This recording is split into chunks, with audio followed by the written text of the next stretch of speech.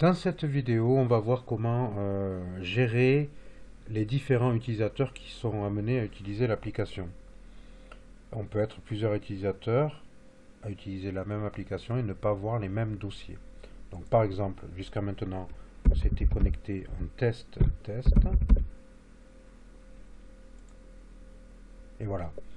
1, 2, 3, 4, 5. On a 5 projets ici pour l'utilisateur test.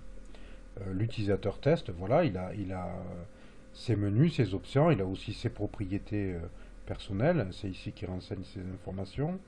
Bon, voilà, on se déconnecte. Il n'y a que 3 menus en haut, hein, la liste projet, mes préférences et me déconnecter. Je me déconnecte. Il y a un autre utilisateur là qui a été rentré sur cette installation, utilisateur 2. Son mot de passe est utilisateur 2 aussi. Donc il se connecte. Voilà. Donc lui, voilà, il rentre dans sa liste de projets. Ben lui, il n'a qu'un seul projet. C'est le projet utilisateur 2 dans le 66 à Perpignan. C'est le projet 11, vous voyez. Donc ça s'est incrémenté, le numéro. C'est du bois, voilà. Donc si on parcourt la liste, il n'a qu'un projet bois, là. Voilà. Il n'a rien d'autre. Et si on va dans ses propriétés, voilà, il est l'utilisateur 2. Ça, c'est son mail. Alors, il faudra veiller à renseigner des informations cohérentes. Parce que ces documents, ils sont après, ces informations, ils sont insérés dans le document de synthèse. Donc on pourra toujours les modifier dans Word, mais bon, si on veut, on peut les mettre ici. Le mot de passe peut être changé ici, et aussi le nom-prénom qui sera inséré dans le document de synthèse. On a la possibilité ici d'agir sur le fait que lorsqu'on génère un document de synthèse, on pourra le visualiser dans un navigateur web.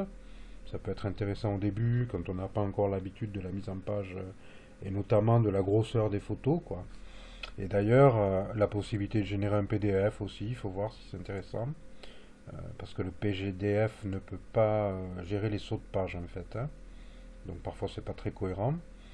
Mais sinon aussi, on a la possibilité d'agir sur les largeurs des images du projet ou des zones ou des prises de vue, des photos que vous prenez aussi, pour qu'elles soient cohérentes lorsqu'on génère le document de synthèse. Voilà. Je valide les informations de l'utilisateur 2. Je reviens à la liste de projets. Bon. Je me déconnecte. Maintenant, il y a un autre utilisateur qui est créé lors de l'installation. Il s'appelle admin aussi, le mot de passe. Je me connecte. Donc c'est un utilisateur administrateur. Alors déjà, ce qu'on peut voir, c'est que lui, il voit tous les dossiers. Parce que ça, c'était le projet 66 utilisateur 12. Utilisateur 2, pardon. Un projet P11. C'était arrêté au P10 précédemment, qui était pour l'utilisateur test. Tous ces projets en dessous sont des projets liés à l'utilisateur test. Et là, c'est un projet pour l'utilisateur 2. Donc, et on peut rentrer dedans. L'admin peut rentrer dedans et travailler, ajouter des zones, ajouter des informations, des remarques, des annotations, des photos. Il peut travailler sur ce projet, même générer un document, régénérer un rapport. Vous voyez, maintenant, on voit que l'administrateur, lui, voit aussi le dossier dans un navigateur web. Je reviens en arrière ici pour venir au projet. Bon, voilà. L'administrateur peut travailler sur tous les projets. Par contre, il a un menu supplémentaire ici, vous voyez, c'est le menu utilisateur. Donc on va rentrer dedans. Et là, on voit bien qu'il a accès à toute la liste des utilisateurs, notamment le sien, allons voir. Voilà, on voit que c'est admin, le mot de passe ici c'est admin, bon, nom, prénom, ça n'a pas été renseigné, mais c'est générique.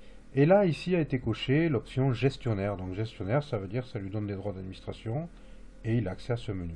Donc si on revient sur la liste, si on prend l'utilisateur test, ben, il n'est pas gestionnaire, quoi. Si on veut le mettre gestionnaire, on valide ici. On a aussi la possibilité de changer son identifiant de connexion, donc normalement c'est son mail, son mot de passe, son nom, prénom, de le valider, et ce sont des informations qui seront aussi forcées pour l'utilisateur. Il faudra le prévenir qu'on a changé son mot de passe, par exemple. Voilà. Pareil pour l'utilisateur 2, on voit ici gestionnaire 0, donc il n'est pas administrateur, gestionnaire 0, gestionnaire 1, donc on voit bien, hein, sans rentrer dans la fiche, que l'administrateur, que l'admin, l'utilisateur admin, c'est le gestionnaire aussi des utilisateurs. Donc si on veut créer un nouvel utilisateur, c'est là. Donc voilà, vous voyez, adresse mail. On va l'appeler utilisateur 3.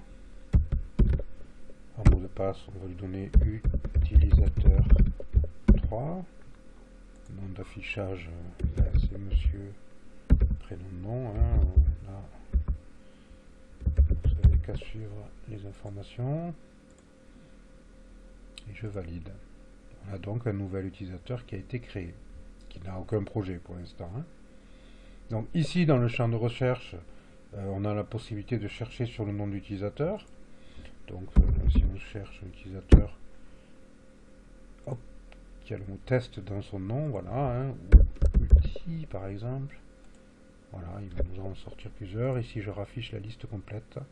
Bon, ici on voit qu'on peut supprimer un projet, on allume, on supprime ici en validant, l'utilisateur sera supprimé ou désactivé. Pour désactiver un utilisateur aussi, on a la possibilité de juste aller lui changer son mot de passe. Et à ce moment-là, l'utilisateur ne pourra plus se connecter s'il ne connaît pas le nouveau mot de passe. Ça peut être un moyen, de façon temporaire, de désactiver un utilisateur sans le supprimer complètement. Parce que si on le supprime, les dossiers qu'il a créés lui resteront affectés. Ils seront difficiles d'accès, sauf pour l'administrateur. Voilà. Je me déconnecte.